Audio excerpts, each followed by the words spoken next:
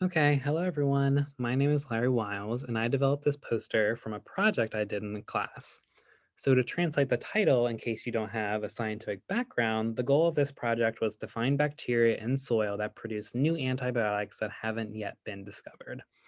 And the reason this is so important is because of antibiotic resistance.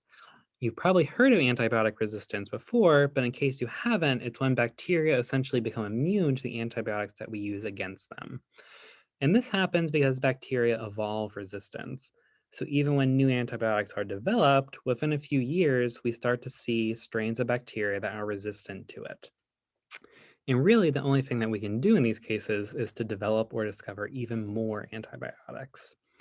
So in this project, we're looking for new antibiotics produced by bacteria from the soil. To do this, we first collected soil from outside of Frick Hall, and then we isolated single bacteria colonies by suspending 1 gram of the soil in 10 milliliters of water. And from there, we further diluted the solution by carrying out 1 to 10 serial dilutions. The last 4 of these dilutions were streak plated and let to incubate for 3 days. 2 sets were incubated at room temperature and 2 sets were incubated at 30 degrees Celsius. The isolated colonies that grew on these plates were then transferred to master plates by the pick and patch method, and the plate we analyzed in this study was plate number 24. The bacteria colonies that grew on this plate were characterized first based on their morphological characteristics of margin, color, elevation, texture, and shape, and then they were characterized differentially based on their cell wall composition and their sugar utilization. This was carried out for the use of differential and selective media.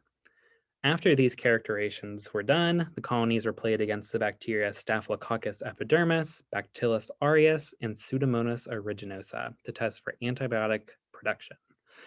Colonies that were found to be antibiotic producing were then preserved in glycerol stocks for later research.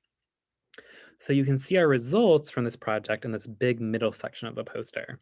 This first image is the master plate we used, and the table above it is the morphological characterization of the colonies.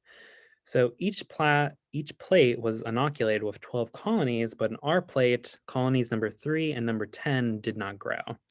Other than that, we saw very good diversity among the colonies, which is very good indicator for a project such as this. The next 2 images on the right are of the selective and differential media.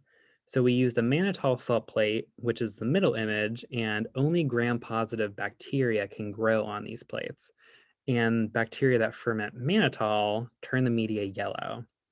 The plate to the right of that is a McConkey plate, which selects for gram-negative bacteria. And the bacteria that ferment lactose on it turn the media pink.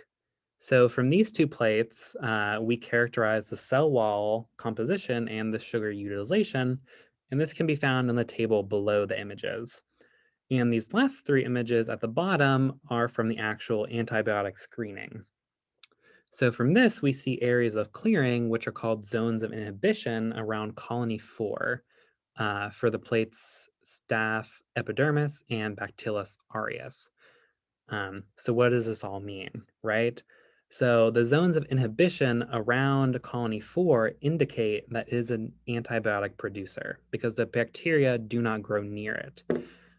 Both of the bacteria that were inhibited by colony 4 were gram-positive, which might suggest that the antibiotic produced by colony 4 acts on their peptidoglycan cell wall.